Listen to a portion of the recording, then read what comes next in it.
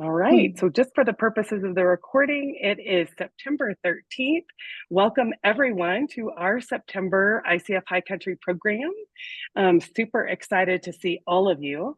We're going to go through a few updates. Jen, our past president, is going to give them today since Mariana is our guest speaker. And the one thing I always like to tell you up front, and then I'll remind you again at the end.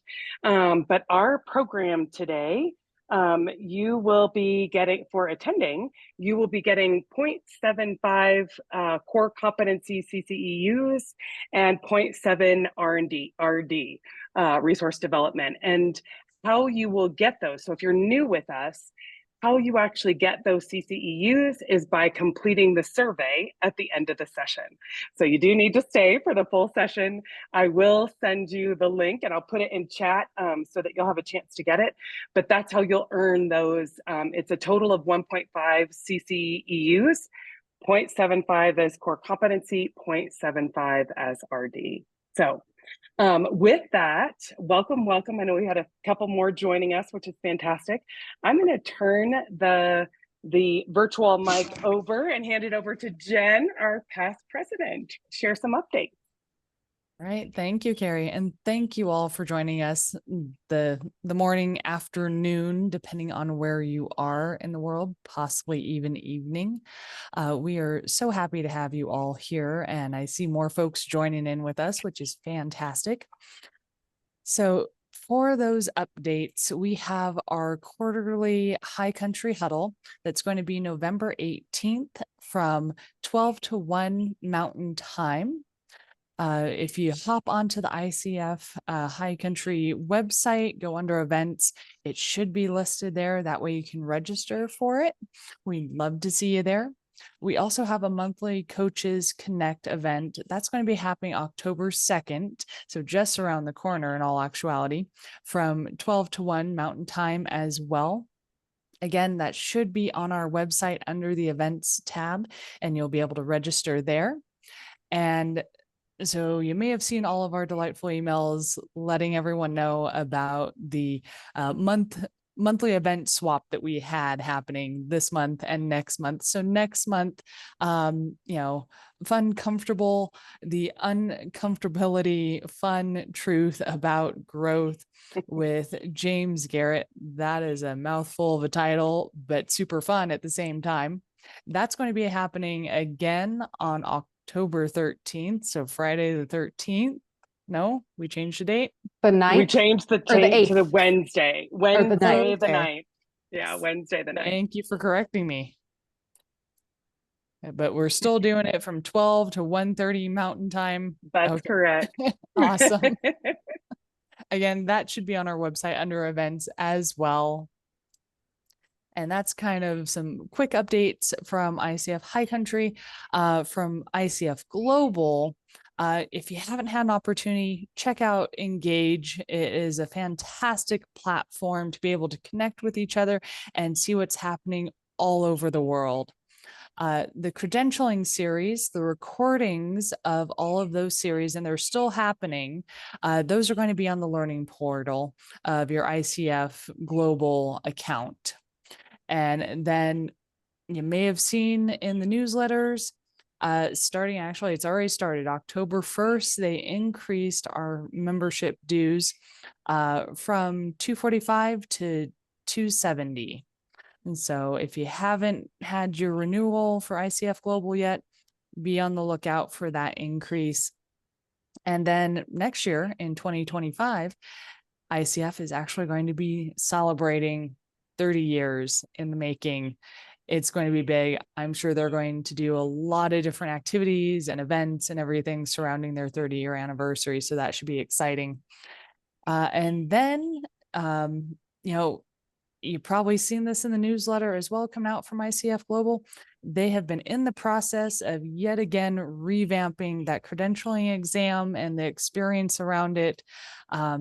So if you were on the cusp of having to, recertify, or if you're on the cusp of getting your certification and have to take that exam, they've got all sorts of messaging on the actual ICF Global website on how that's going to be a bit different at this point in time. So I think those are all the major updates I have for the moment. I'm going to turn it back over to Carrie. All right. Thank you so much, Jen. We appreciate it. Of course. Um, all right. So super excited to have Mariana with us today. I think several of you have, because I'm recognizing faces that I'm seeing on here. So I think most everyone knows, but in case you don't, Mariana is our new ICF High Country chapter president. Woo-hoo! We just kicked off in September. We kick off the new year, so thrilled to have her as our president. And Mariana is going to kick off our series. So, what something that I love that I recently found out about her is that she is, and I hope I get this right, the first generation Polish American and bilingual. So speaking both English and Polish. So if anybody's got their Polish, bring it out. Do you ever need a Mariana, translator? we might need a translator for sure. So Mariana is, she owns her own company, MH Success Coaching. She started that in 2020, specializing in strengths-based and ADHD coaching. She also does academic and career coaching. She is an ICF Associate Certified Coach, a Gallup Certified Strengths Coach, JST coaching and trainer, higher education trainer, and a college instructor. So that's why you heard her talk about the university there a little earlier. We are really excited to have her join us today and dive into the space of neurodiversity and what that looks like for coaching. And so with that, I will turn it over to Mariana. So grateful to have you with us and to kick off our annual series. Ooh, you're muted. Gotcha. Thank you, Jen. Thank you, Carrie, for kicking us off. Before I share my slides, I wanted to direct your attention to the chat. I did put the learning objectives in there. So I'm hoping that today you walk away with a basic understanding of just neurodiversity in general, an awareness of how neurodivergence can show up for our clients and in our coaching sessions, and also just some simple coaching adjustments and strategies to support neurodivergent clients. I just want to say, as a disclaimer, you do not have to be an expert in neurodiversity or neurodivergent conditions, and you don't have to, work directly as like a neurodivergence coach. It's completely fine if you work with a neurodivergent client in whatever niche you are in, but this should be able to help you, have more awareness of how you can best support those clients. So I just wanted to put that out as a disclaimer. Stay curious, stay culturally humble, be ready to learn. And if you want to add anything in, feel free to. I do ask that we save questions more towards the end, because that tends to cause me to go off on tangents and lose track of time as an ADHDer myself. So questions for later, or put them in the chat, and I'm sure that Carrie and I can get to those. And if we can't, I'm happy to email out some answers to questions that we don't get to as well. And I'll have lots of resources and handouts at the end as well, but I don't want you getting distracted, so I'm not sharing those yet. I'm going to share my slides and we'll go from there. Except, let's see, I have to make sure I can still. There we go. Perfect. We're Okay, seeing. and then I will play from start. Perfect. Okay, wanted to make sure. So this is officially, with the title someone had asked, From Awareness to Action, Embracing Neurodiversity in Coaching. I'm Mariana. Hello. So my first question for all of you is, how do you define neurodiversity? And I guess an addendum to that is also, what assumptions might you have about neurodiversity in general? And feel free to put it in the chat, or you can speak up. I think I can still see the chat as well. Yeah. How do you define neurodiversity, or what assumptions might you have?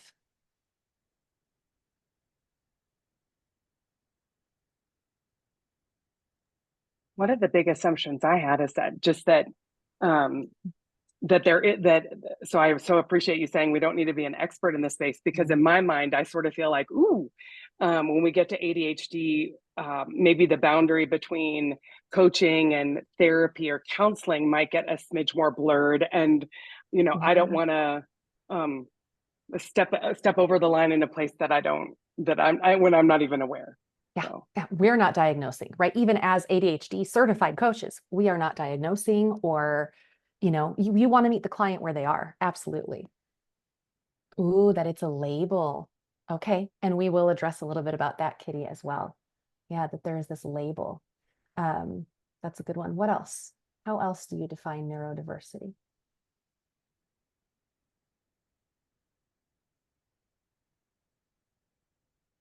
I'm European. I love that, Kitty. Yeah, in Polish, it's ADHD for ADHD. So it's interesting how different things are labeled or called, titled. It's so varied and unique in the way it presents. Absolutely. And we will talk about that as well. Thanks, Anna. I was just going to say I am not an expert in this, but just where I'm at, it seems it's the brain functions a little bit different than the norms. Sure. Yeah. That's a great way of explaining it. Absolutely. And I literally put together a glossary for all of you, and I list things in there like, what is neuronormative? What is neurotypical? And yeah, neurodiversity means that it is outside of that norm, whatever that is, you know, in the culture, in the context. Yeah, that's great. Yeah, ADHD should be diagnosed by a specialist. Absolutely. Coaches cannot diagnose, for sure. And so you would want them to be diagnosed by a doctor, a psychiatrist, therapist, etc. Different ways of perceiving, processing, making decisions, handling emotions, etc. Yeah, absolutely. Oh, nice. Wonderful. Well, with all of that being said, just to give a brief overview of neurodiversity. So the term itself came from a sociologist, an Australian autistic sociologist named Judy Singer, in the late 1990s. And the term neurodivergent or neurodivergence came from Cassian Asasumasu, who is an American activist, multiply neurodivergent American activist. And so those kind of came out of like the autism activist community in Australia and in the US around that same time frame. And so we've heard it kind of come into our lexicon a little bit more over the last decade or even last 5 years, but it's been around for 20 some years at this point. And you know, Judy really based neurodiversity off of biodiversity in terms of needing a biodiverse ecosystem for the planet to thrive and for animals and humans to thrive. And it's the same case for neurodiversity. We need that neurodiversity in order for human beings to thrive and for our communities to thrive. So that's kind of where those terms come from. There's a lot more research there. We don't have time. And then you may have also heard terms, especially recently, especially with social media, like neurominority, neurovariance, neurospicy or neurospice. I like to use that one sometimes. And then, like I mentioned before, we have terms like neuronormative, neurotypical.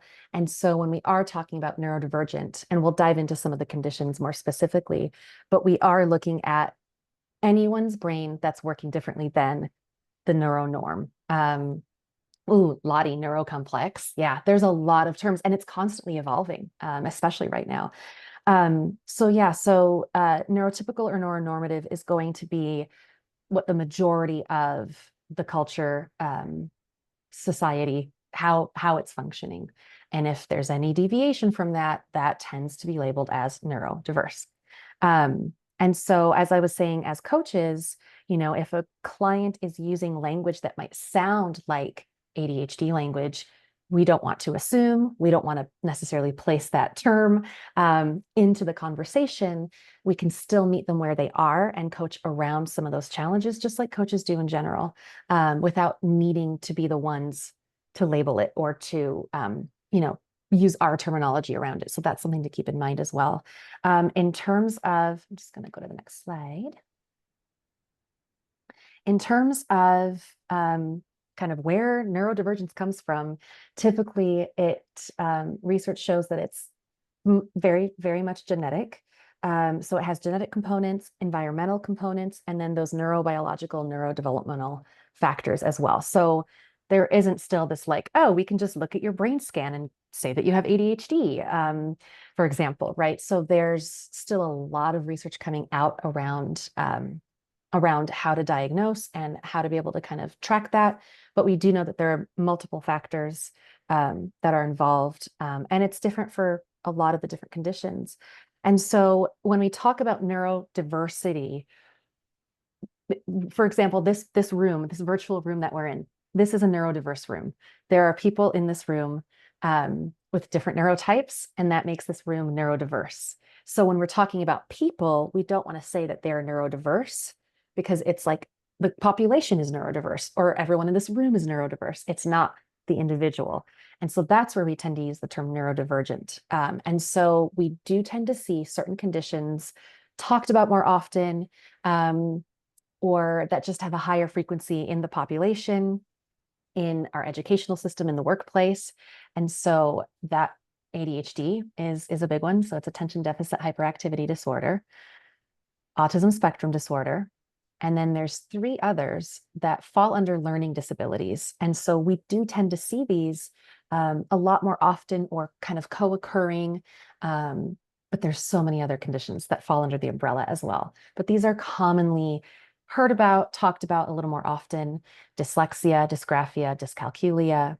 And so I just wanted to kind of highlight those. But then if we look at others, so Tourette's and any tic disorders, those fall under the neurodivergent umbrella. Anxiety and depression fall under the neurodivergent umbrella. I know, at least in the state of Utah, statistically, the highest or frequency in terms of conditions where students ask for accommodations or support are anxiety or depressive disorders. And so anxiety and depression does fall under that umbrella. Of course, we know that that can kind of be transient. It can be situational, but in that time, that person can still be seen as neurodivergent or self-perceived as neurodivergent as well. Highly sensitive people, this may be where maybe we see traits or symptoms of some of the other conditions, but there's not really an ADHD or autism or processing diagnosis. But you may know people in your life who you would maybe say, oh my goodness, they might be highly sensitive people. So that's another one. Acquired neurodiversity, traumatic brain injuries, other things like that can cause some neurodivergent symptoms. And then processing disorders, and that can be auditory, visual, sensory processing disorders. And so, like I mentioned before, some of these are very co-occurring. Yeah, Lisa, social anxiety isn't technically a diagnosis or in the DSM-5, but absolutely you do tend to see social anxiety co-occurring with other types of neurodivergence. And so I personally do list social anxiety under the anxiety and depression kind of bubble, or mini umbrella under the bigger umbrella. And so again, we do tend to see a lot of these as co-occurring. You may hear comorbidities as the term, or coexisting conditions. And so anxiety tends to be the highest co-occurring condition with ADHD, for example. But yeah, you may work with a client who has multiple conditions that are co-occurring, and so they may impact their executive functioning in the same way. And a lot of these conditions are on a spectrum. We talk about autism spectrum disorder as a spectrum, with people needing, having high support needs or low support needs. And we're seeing ADHD is really being seen more as on the spectrum as well. Still a lot of research coming out about that, but yeah, different presentations and definitely different like manifestations of what it looks like in presentations. Yeah, like I said. So yes, a lot of these terms I'm using, you will have a glossary to review later. And I just wanted to also add that people may be highly successful with these conditions and still need that support and those accommodations and that compassion and that understanding. So that's something else to think about. If you are a coach that tends to work with like high performers, and they may have some of these conditions and they have set up coping mechanisms and they've made it work. But they may struggle with things that you would think they shouldn't be struggling with, but they are. So being compassionate in that space is really important. Hey, flying through it. So here's some stats. So this meta-analysis of a lot of research from just a few years ago essentially showed that with some of the underdiagnosis of women, and with us, putting all of these conditions under this neurodivergent umbrella, the reasonable estimate of the global population that is neurodivergent is 15 to 20%. So what we're looking at is still a minority, but still, I mean, that's 1/5 of the population. And to me, that really speaks to it's just a different neurotype and not a disability. However, in the context of the societies that we live in and the structures that we have to engage in, there's a reason why things like ADHD or autism are seen as a disability. And again, there's that spectrum, right, where it may be seen as more high needs or more low needs as well, or low support needs as well. So that's one stat. Another stat is that around 2021 and beyond, 2020 and 2021 and beyond, we saw an increase in ADHD related doctor visits. And most of that increase was among women.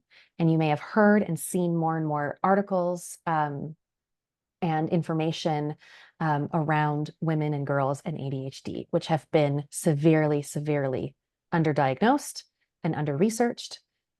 The Duke University has the first Center for ADHD for women and girls, and they're doing a lot of work around that. So you can always look that up. But yes, we saw a lot of women getting those ADHD diagnoses, especially as adults. And if there's questions about that, I'm sure there are. The why, we can get to it later if we have time. 10% of an increase in autism rates from 2014 to 2016. When we talk about these increases, it's not because people are just willy-nilly getting diagnosed just to get medication. There is no medication for autism. What we're seeing is the screening is better, the awareness is better, and we're getting diagnosed more easily.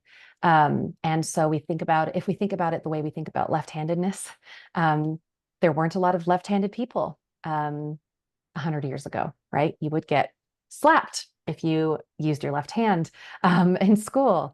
And so as left-handedness became more acceptable and normalized and understood, suddenly there's a lot more left-handed people, right? So it's the same kind of thing with neurodivergence if you pare it down to that level. And then finally, this comes from the University of California.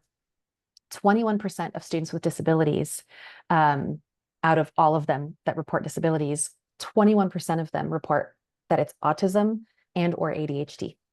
That's a huge percentage just with autism and ADHD coming into our institutions of higher education.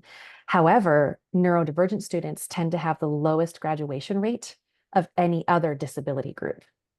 And the graduation rate for that, I don't have the numbers on the slides, but the graduation rate for neurodivergent students is 58%, but it's 79% for students without disabilities. So just throwing that out there, that because neurodivergent conditions tend to impact that executive functioning so much, which we'll talk about in just a moment, it impacts academics, it impacts the workplace, it impacts everyday life. It can look a little different. So just wanted to throw out there some of those numbers from higher ed as well. So question. Now, some of you on here I know have worked with neurodivergent clients, so maybe you don't answer this question, but I'm curious to those who aren't, necessarily specifically ADHD or executive functioning or neurodivergent coaches, and you're coaching in a different niche. Have you ever worked with a neurodivergent client? And you can say you suspected, a neurodivergent condition, or they disclosed, but I'd love to hear that. And maybe what differences did you notice between that neurodivergent client and other clients that you may have worked with? Yeah, please. Lisa, Dawn, you both kind of mentioned that you have worked with neurodivergent clients. Feel free to speak up a little bit if you want to. Just share. What I'm looking for is kind of, what did you notice was different for you as a coach and, you know, with them as a client? I noticed that their thought processes were much more rapid firing and Mhm. much more all over the place. Yes, a And lot of so, redirection, right? yeah, a lot of redirection. Let's circle back to the Mhm. original intent. And Mhm. at times it was like, I'm just going to let you run because Yeah. this is not how your brain's functioning today. Yep. You know? Ooh, I like that adaptability and flexibility. Yeah, in the moment. Great. Thank you, Don. Yeah, Lottie, go ahead. I'm neurodivergent as well. So I have actually found that my neurodivergent clients really love working with me because I can follow them. They're Yeah. like, you're the first person that's ever been able to like hold the bigger agenda and follow my train of thought without getting lost. But it is different for each one. So I just started working with somebody who is a lot of words or specific words are really, really have impact. And so just being really patient with myself and them as we find the words that work and the approaches. So just lots of patience, I feel. Yeah. Yeah. That space and grace for everyone, you know, and for ourselves, not just for our clients, but for ourselves around that. Yeah, that's lovely. Okay, one more share and then we'll move on. I actually had a client who was pretty severely ADHD, and I'm a little bit ADHD myself. I mean, not real strongly. And so it was, I had to keep, I had to be, think more about when to interrupt, and refocus. Mhm. And it was actually really stressful for me. It was Mm. really stressful. But she actually taught me some things, because she had some really helpful, I don't know what you call them, supports that kept her on track. And so, you know, we worked with some of those, and it actually helped me as well, even though my ADHD is not as severe as hers was. Right. So that was actually really a learning experience for me, more than her probably. Mhm. Oh, I love that. Absolutely. Oh, yeah. I've been so inspired by so many of my clients, the strategies they come up with. I'm like, oh, I'm going to steal that for my kids, you know, or whatever else. Absolutely. Yeah. A lot of learning. And it is a little bit more challenging. You know, I primarily work with ADHD clients. And when I'm coaching a neurotypical person, I'm like, oh my gosh, this is so much easier. Why don't I do this all the time? Right. But no, I love my population. I love my people.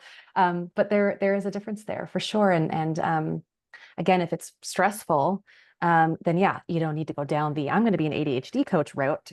But knowing that you do have that capability and the awareness and the understanding and the openness to learning from those clients here and there, that's great.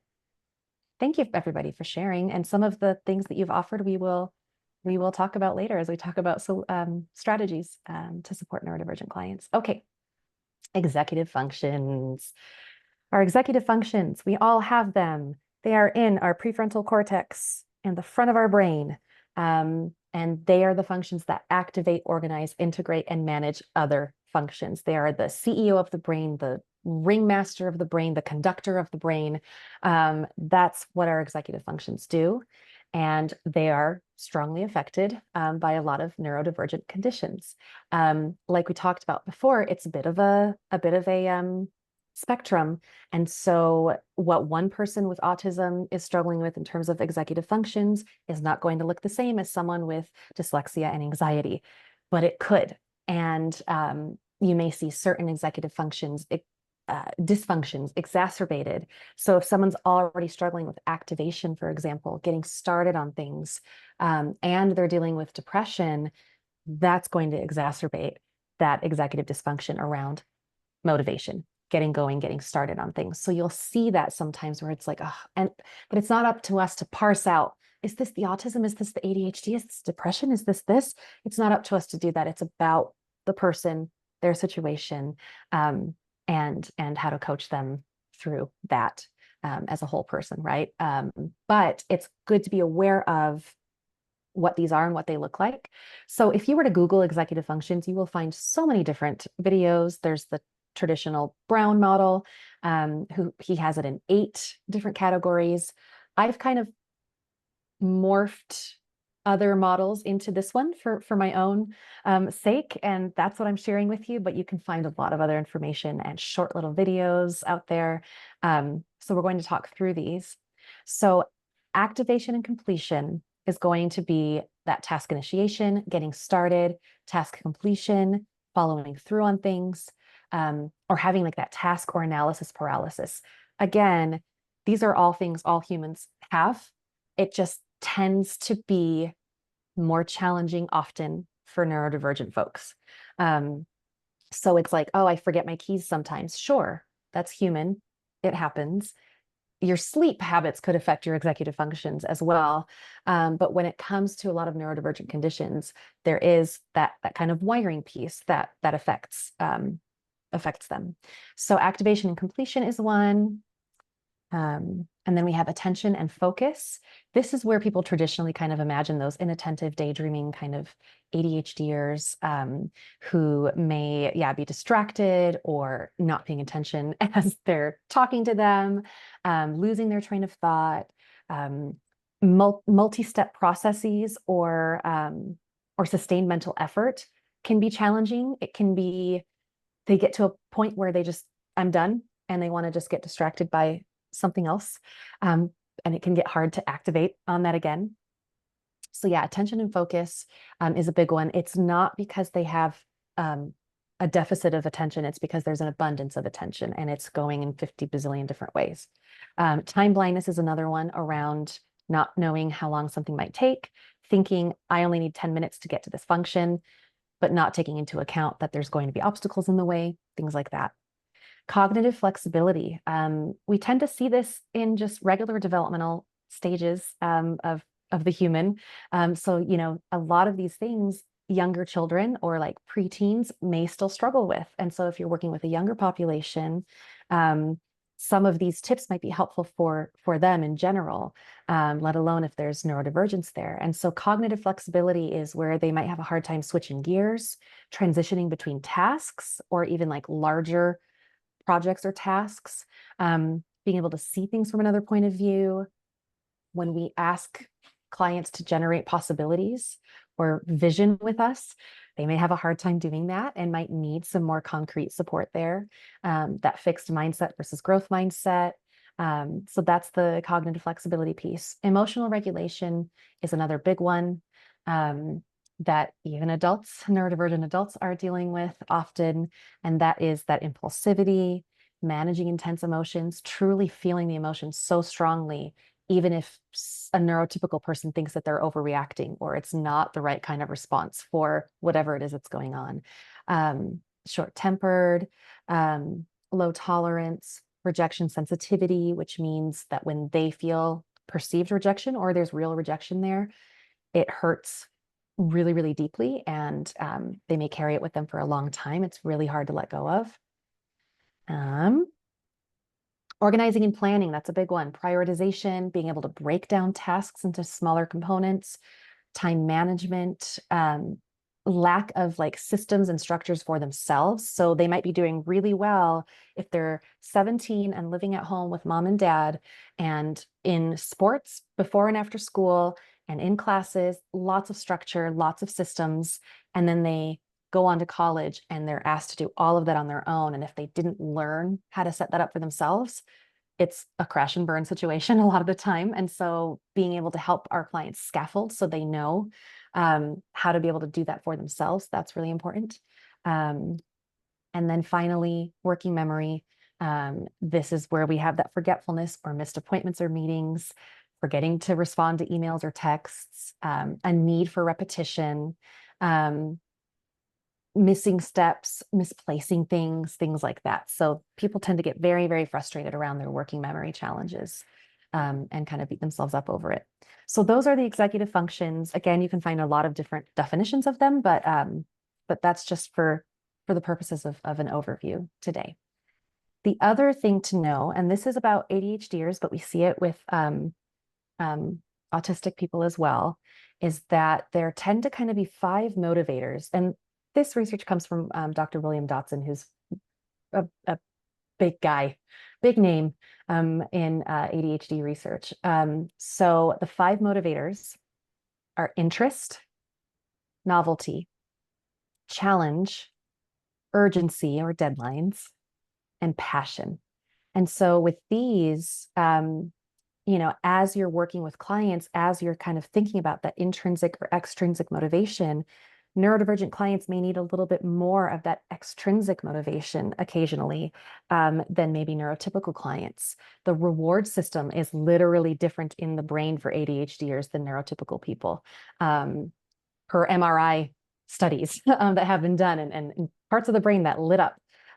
So if you can help them figure out how can they get this thing done with, a spin on it with their interest or something new or different, or, sometimes using that urgency without it being the only motivator, because that leads to burnout.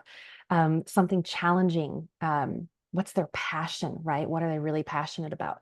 If you can tap into some of these motivators or help them tap into those, it can be helpful to sometimes get through kind of a stall or a wall when it comes to motivation as well. So that's just another piece to kind of keep in mind and remember.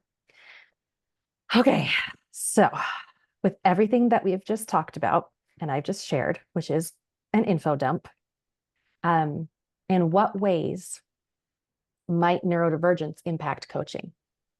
And you're welcome to put it in the chat or say it out loud. I'll take a few people's words and then we'll keep going.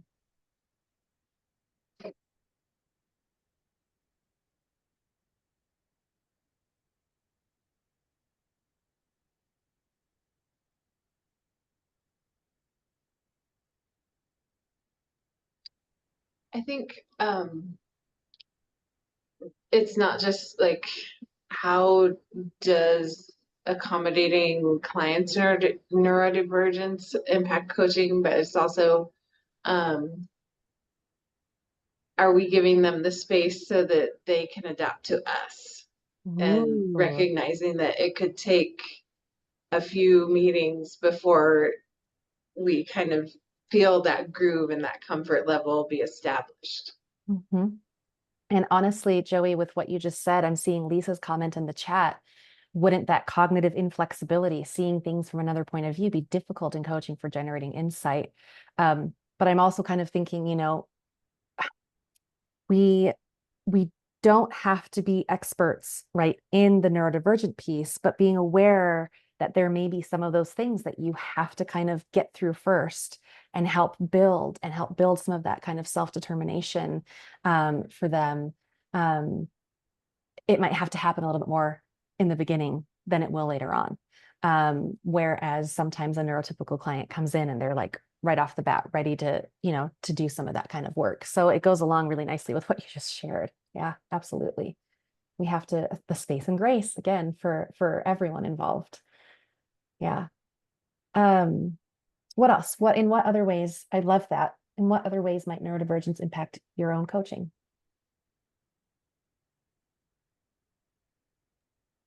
For me, I see it as finding a common language so that you can communicate and get each other and dance, if you will. And dance in the moment. Yes. Yeah, absolutely. Yeah. I have clients who come to me specifically for ADHD coaching, but we never use some of the language, and that's okay. And then others who are like so on top of any of the new terminology that's out there, and that's okay too. But yeah, finding the right language so the communication can be there with clarity too. Yeah, great. All right, so I always feel like we're just ragging on people when I'm having to go through those executive kind of dysfunctions. And so I want to preface this slide by saying that this is how often neurodivergence might show up. And it could look like procrastination or laziness or unreliability, poor communication, inconsistency, indecisiveness, lack of motivation, social awkwardness. But really where that's coming from might actually be that executive dysfunction. It may be anxiety. It may be overstimulation or understimulation. It might be perfectionism, which many of our clients deal with already as well. It might be burnout.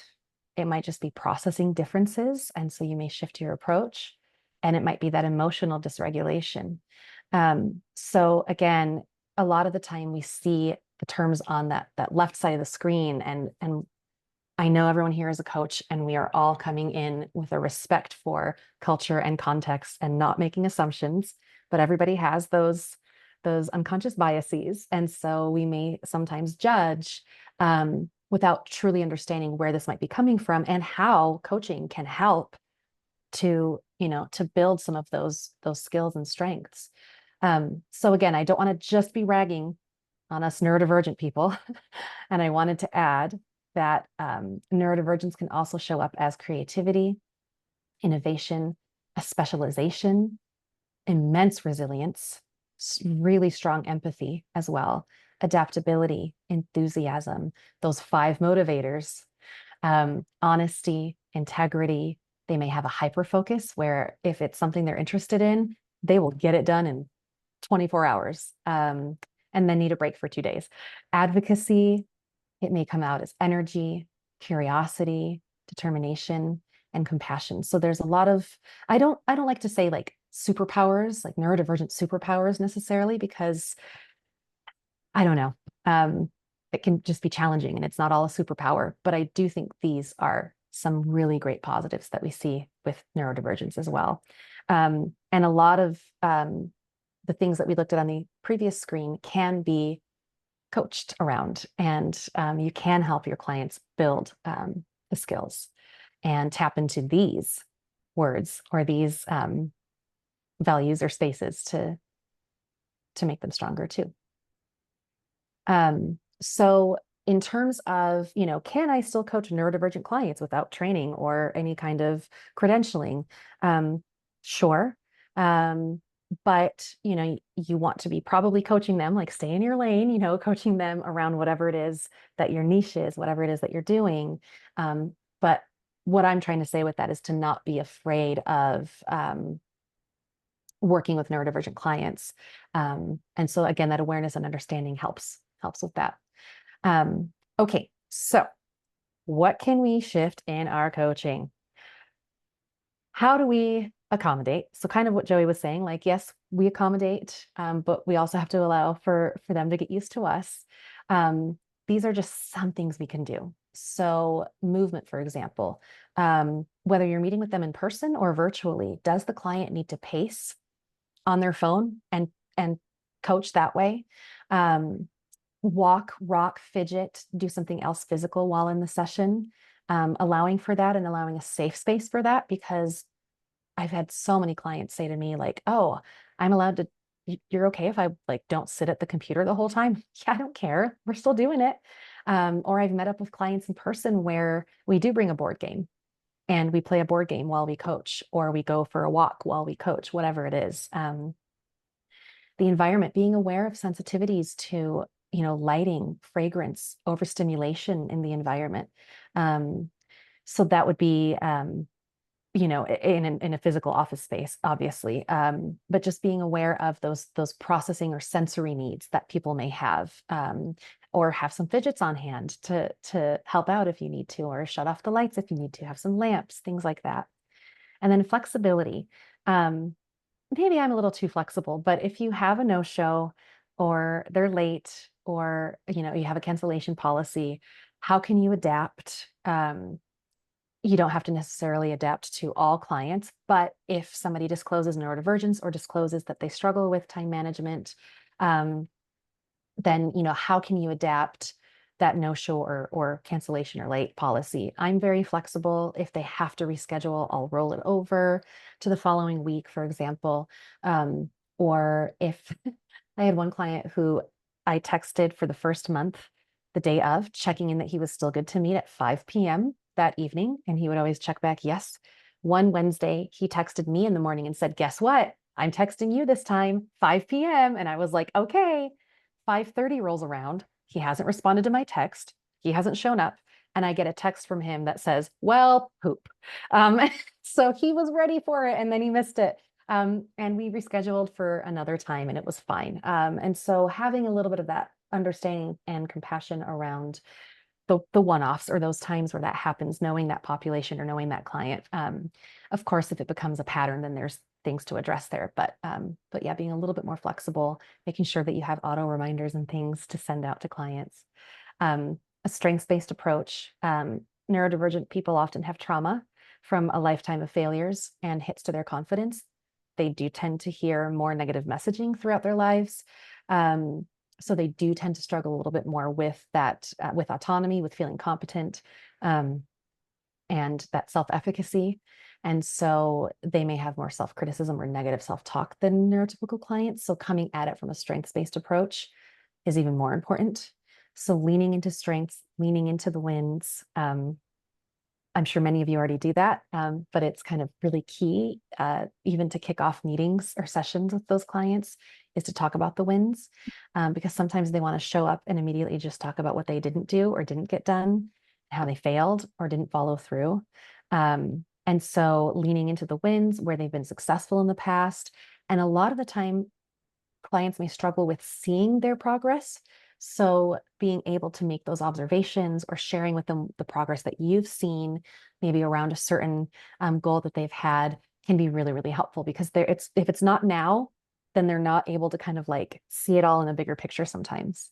And then compassion and patience when they don't follow through, praising them, well, maybe not praising, but, acknowledging the effort and progress made, and then diving into trying, to figure out what got in the way, and trying it again, and holding space when they're feeling sensitive to rejection, and just being very careful around how you approach that particular topic or move forward, and keeping them in the driver's seat around that too.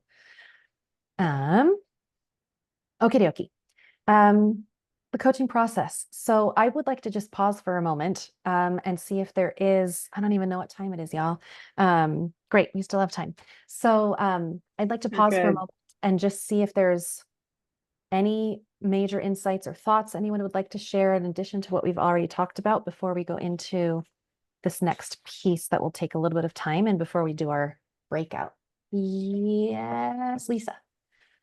Oh crap, I just got distracted and forgot my question. Was it in the chat?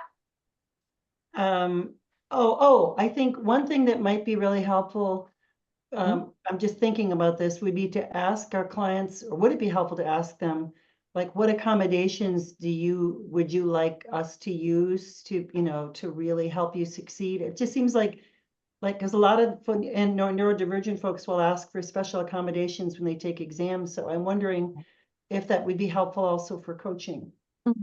Absolutely. I think that's a great idea. That's something that I've thought about putting into my intake form. How can I best serve you? Or how can I best accommodate any needs that you may have, within reason, within what we can do virtually. I really like that. And I know that in higher ed, I worked with Joey at Utah Valley University, and we started talking about that, didn't we, Joey, around like asking what they would need in the coaching relationship a little bit. So I think that's a good idea. And again, you're giving them the choice, but you are offering so that they feel like you're a safe person to self-advocate with or Okay. to. Thanks. Yeah. While I have I hope I can ask one more question. Yeah. I'd love to be able to find a way to help them identify their superpowers, especially things that are, where they're perceived to be a negative impact, where the positive, like the flip side of dyslexia might be that they can see things in 3-dimension, right? You can see the word upside down, backwards, and forwards. That's actually a strength, and how much you apply that. But I mean, have you found a way to kind of turn what is perceived as an issue into a strength? Yeah, absolutely. So because I work with Gallup strengths, Clifton strengths, I do tend to use strengths with pretty much all of my clients at some point in the partnership. And because of all the work I do with executive functioning and all of that in neurodiversity, we often do end up kind of tying their strengths to, because with strengths, for example, a lot of it is like nature and nurture. And so we end up kind of looking at their strengths and say, oh, hey, this could be part wiring, but also maybe because as a kiddo, you had to struggle to explain yourself all the time. You actually got really, really good at communication, and that was that nurture piece. And so that ended up being what could be perceived as a negative because of the neurodivergence turned into a strength. So how do we now harness that and not fall into those kind of blind spots or blame spots, and use it in a, you know, positive way moving forward and in an intentional way moving forward. So that's one way that I do it. The other way that I do it is when we are talking about executive functions, for example, I have like an executive function scale where we go through it and they rate themselves. You know, where are you at with this area? Typically, there's 2 out of the 6 where they rate themselves pretty high, and then the others are a little bit lower. And so we then talk about, okay, how do we get you from a 2 on this particular executive function to a 4? How do we use those other executive functions that are strong to kind of help the dynamic of all of the executive functions, things like that. So those are some ways that I do it. I just don't like calling them superpowers. If the client calls them superpowers, I'll go along with it. That's fine. But just being in a lot of neurodivergent spaces online and in other areas, that can be a little touchy sometimes, the superpower piece. But so those are just some suggestions. That was a great question. Okay. So moving into the coaching process, this is kind of how do we shift? What can we do? And so many of you have already offered wonderful ideas around this. So please feel free to type things in that you think of in the chat so people can take a look at that and utilize that in the future.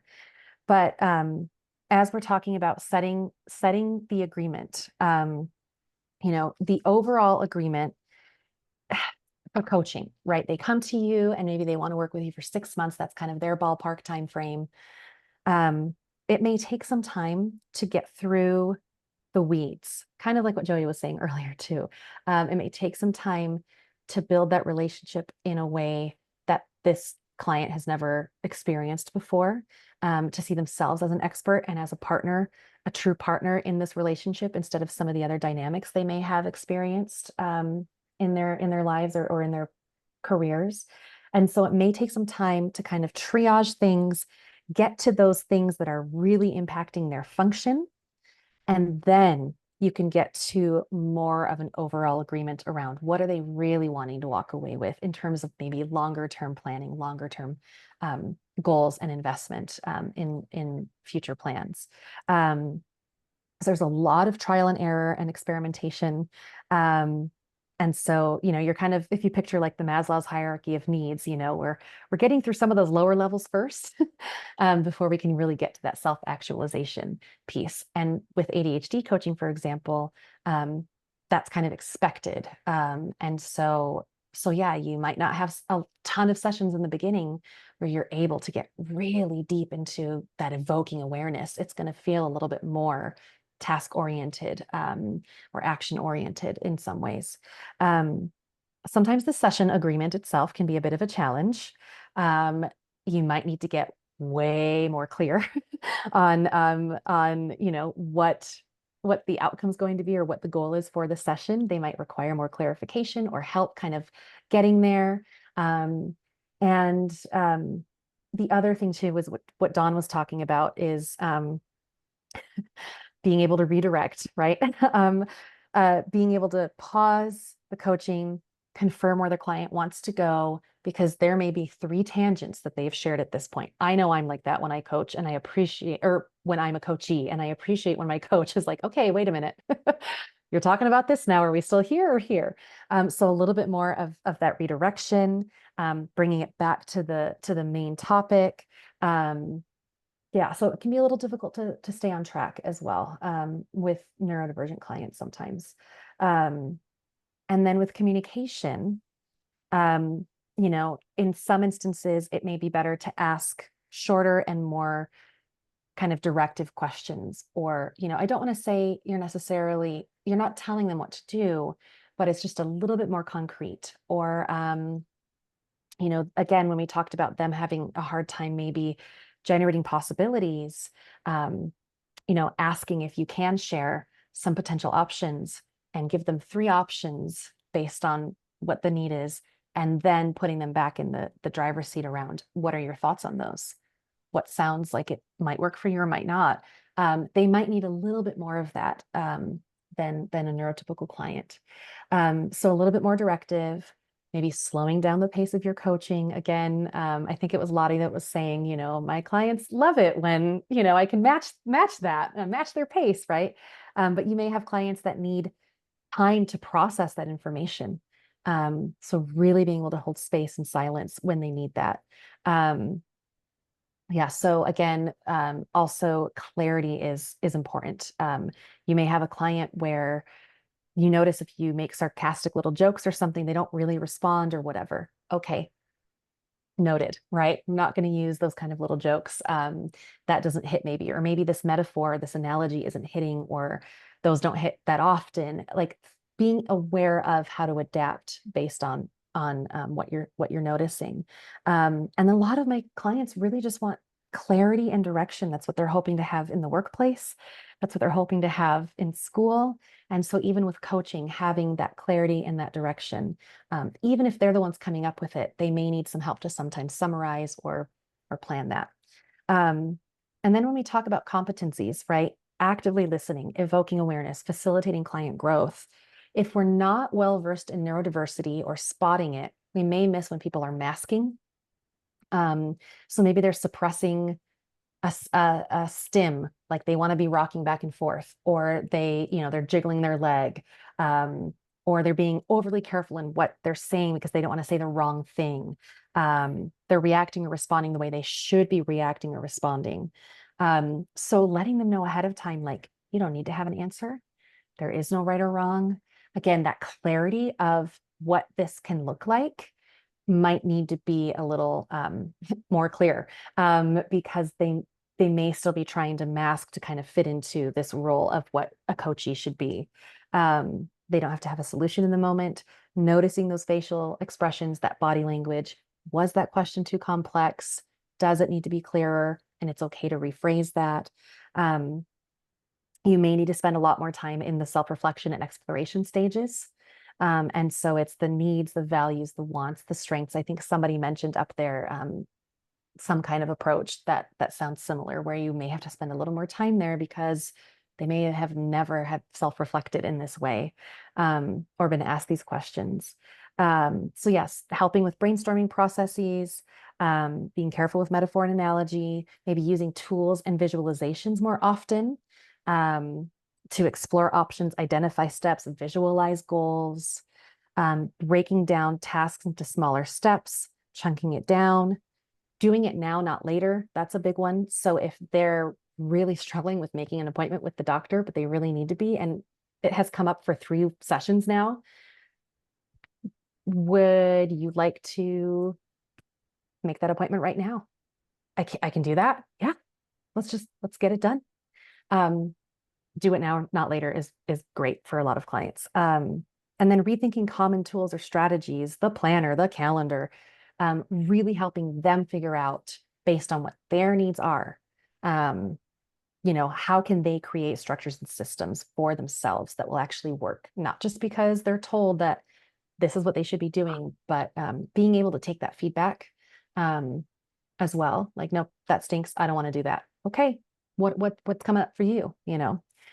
Oh, this is a lot, y'all. Okay, we're almost there. Okay, accountability. So, in terms of like initial outreach, a lot of neurodivergent clients may need a little bit more help with accountability at first to build that habit of outreach and communication, to create that routine.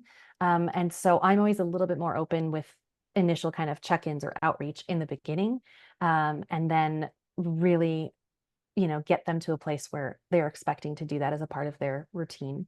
Co-creating a tighter accountability plan, you may need to get a little bit more detailed and a little bit more specific there. Planning check-ins between coaching sessions. I know some ADHD coaches who don't do that, but I really like that my clients can text or message me when they have a win, or if they have a question, I can then ask them a question. I have one client who said she wants to make bracelets that say, "What would Mariana ask me?" And like the Livestrong bracelets, but just wear that. And like when she runs into an issue, she has coached enough now to be able to figure this out. So she can look at the bracelet and say, what would Mariana ask me right now? Well, she would ask this. And then she kind of coaches herself through it. So we want to get them there.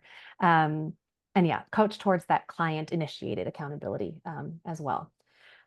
Before we do a little breakout session, anything that really cropped up for you guys or popped up for you guys, for you all around some of these strategies? Or that's something that you would add? And feel free to put it in the chat too.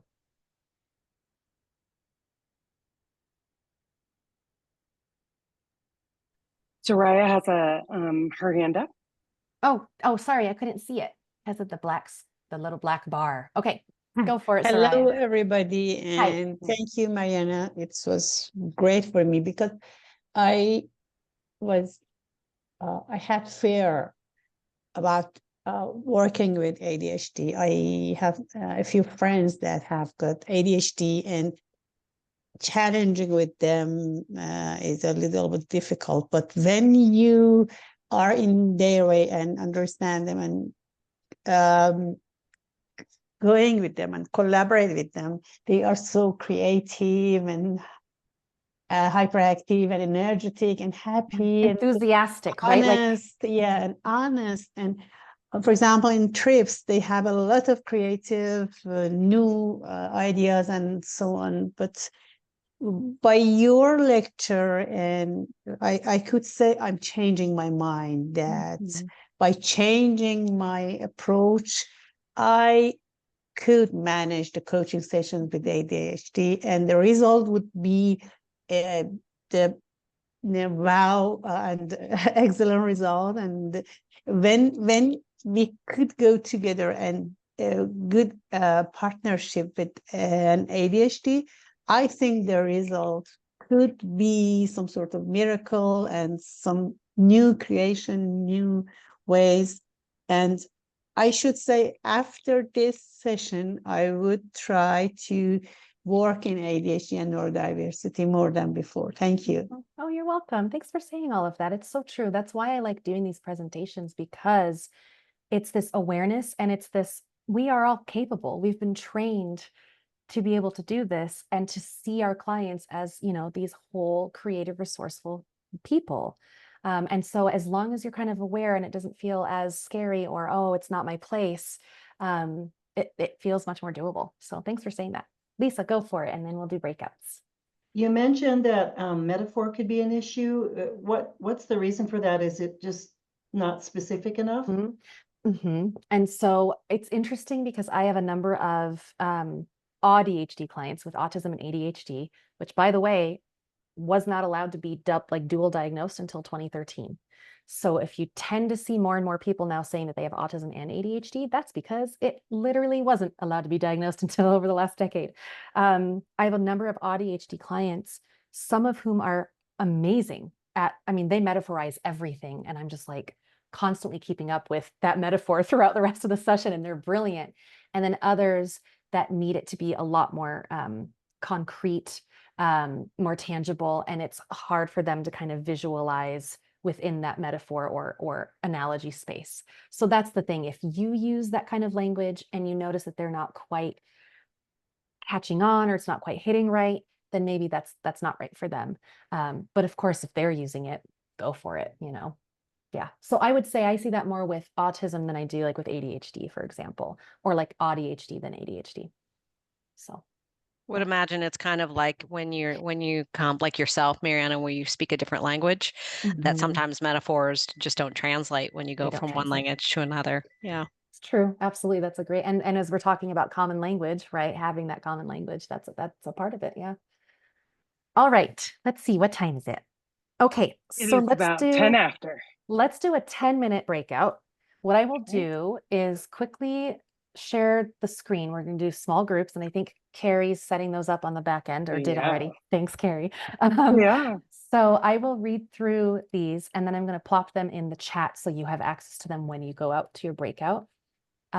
So what I'm asking you to do with these is to briefly discuss how you might have approached or might approach this particular client situation, the coaching partnership, their needs, their goals.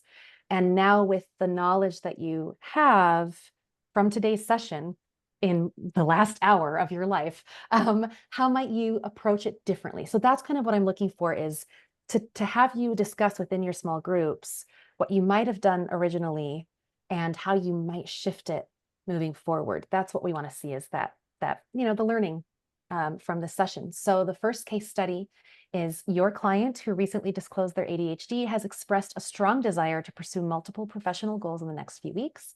However, they've been struggling with getting started, staying organized, and managing their time effectively.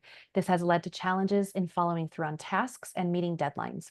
The client also tends to be very self-critical when they perceive a lack of progress or success, which further impacts their motivation and confidence.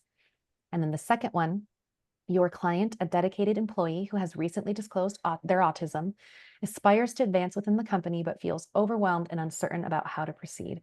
They struggle to identify opportunities, effectively communicate their strengths, and navigate internal promotion processes. Additionally, they find it challenging to select specific roles to pursue, manage time for professional development, and handle anxiety during performance reviews or interviews. You don't have to do both. If you get to both, awesome. If not, just pick one that you like to work on as a group. I'm going to stop the share, and I'm going to... Before you do that, Mariana, it might be yes. helpful if everyone maybe did a screen grab or took a Oh, I'm picture putting it if in you the haven't. chat. I'm You putting it in the did. chat. Okay. Yes. So I'm doing that right now. I just had to stop Okay. sharing so I could get to my little guy here. Oh, it's too many. Perfect. Okay, hold on. I'm going to break it up.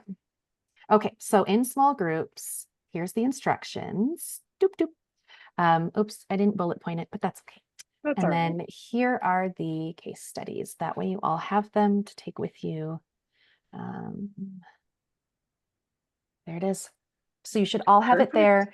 I say let's do 10 minutes, and then we'll 10 do a minutes. little bit of a little debrief when you get back, and then we'll wrap things up. Perfect. Thanks. All Kate. right. Yeah, here we See you go. all soon.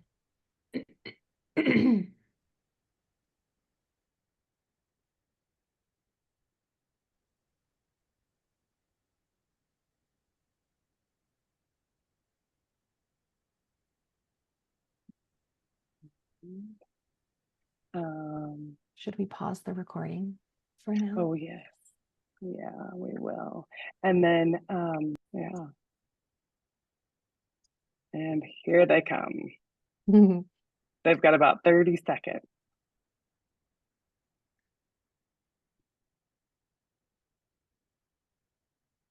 I know sometimes that can be hard to. Luckily, I've set my thing up to be 30 seconds, so it's not an abrupt, right in the middle of the conversation. Yeah. We're cutting you off and you come right back in. Hello, hello, welcome back. Welcome back. I heard someone looking up how to say thank you in Polish. Dziękuję. I love it. Oh, that's very sweet.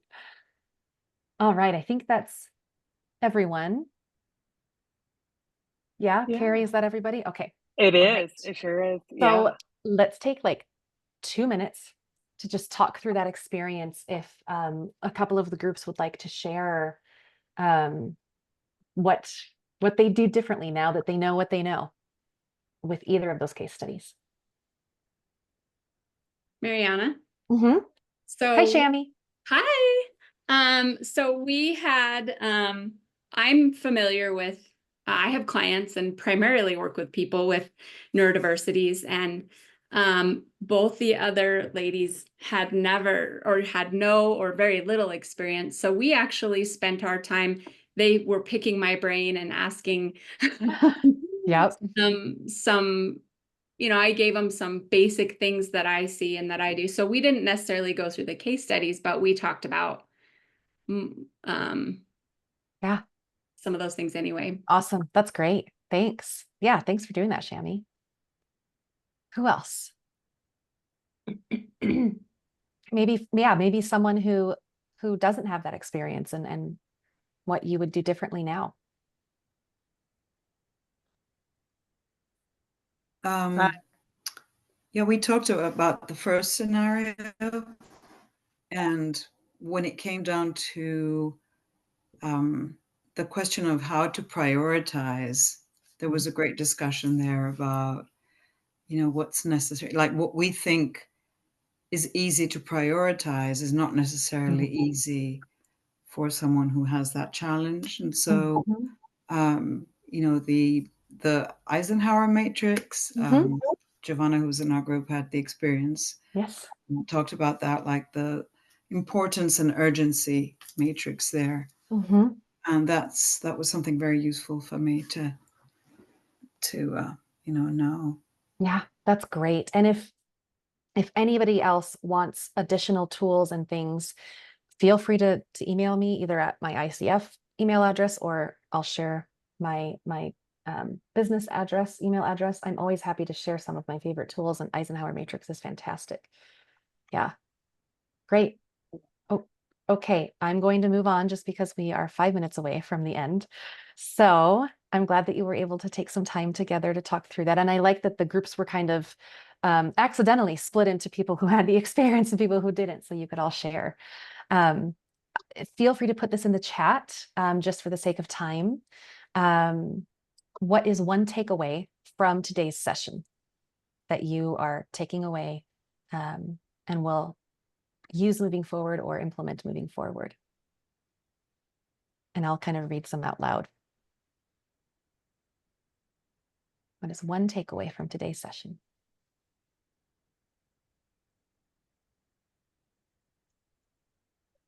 Space and grace. Yeah. I For love everyone. that phrase that you said. Yes. Yeah.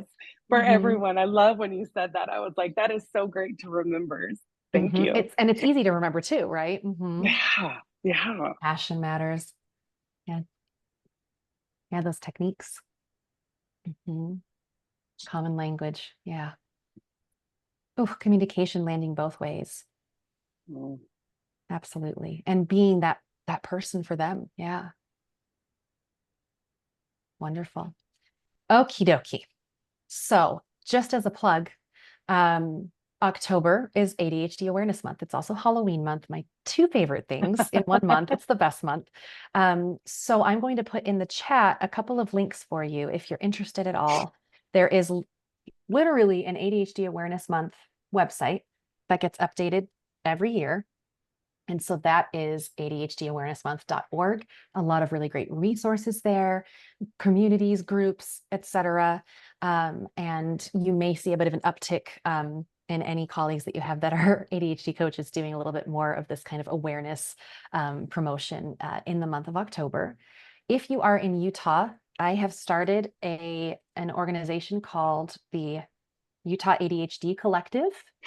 And that's there in the chat as well, just ADHDutah.org. It is in its infancy. It is currently an LLC that will eventually become a nonprofit. And I am looking to just take everyone in the state who works with ADHDers and their families to be a part of this collective and to have kind of a one-stop shop for people who are looking for support and needing some guidance on who to go to, what kind of support they need, things like that. So I've started that. So that's good to know. And then if you liked this session and you want a deeper workshop, I'm doing the same thing, but deeper with the Association of Coaches and Coach Training Organizations, ACTO, in a month, I think on the 8th of October. So you're welcome to join that. I think they only have 15 slots though, so you'd have to join pretty quickly.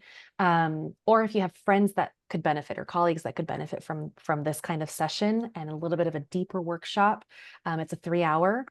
They're welcome to register for this. And then I'm going to put my own website in there. And I know we don't have a ton of time for questions. We've answered quite a few of them. If you have any, email me, email Carrie. Yeah.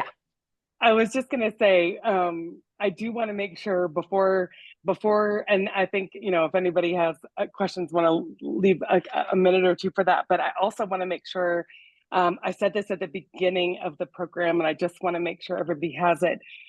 For those who want to get their CCEUs from today's session, you need to complete the survey the link I just put in the chat. You will also get an email with it. But I put that in there now because some people like to do it now. Just as Mariana said, do it now and get it over with, which is just fine.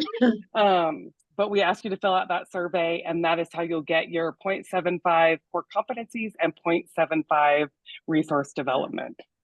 Anyway, back to you, Mariana. Sorry. Thank you, Carrie. No, I'm so glad that you did that and yeah, interjected. I'm glad you did. I also plopped a PDF in there because I had promised that glossary and then some other resources. You'll find many of them are ADHD specific because that's really the realm that I hang out in the most, but there are some that are more for neurodiversity in general, or autism specific. And so they're just great starting points. And you'll find some of those tools that we kind of talked about using are available within those resources as well. So I'm sure we can email that PDF out and email the slides out or something as well when we do a follow-up. So, but if you want to download it now, it's there. So thank you all for being here and being so engaged. Thank you. It was great. I changed my Dziękuję, mind Maria. for Dziękuję. having ADHD clients. And thank you, Mariana. Thank You're you, welcome. Carrie. Thank you. It was Thank awesome. you. Thank you, everyone. Thank Nice you great. so much for Bye. everyone joining Nice us. We'll see meeting. you on Wednesday in October. In So October. can't wait. Check out the events website. We'll see you in October. Bye-bye. Bye, everyone.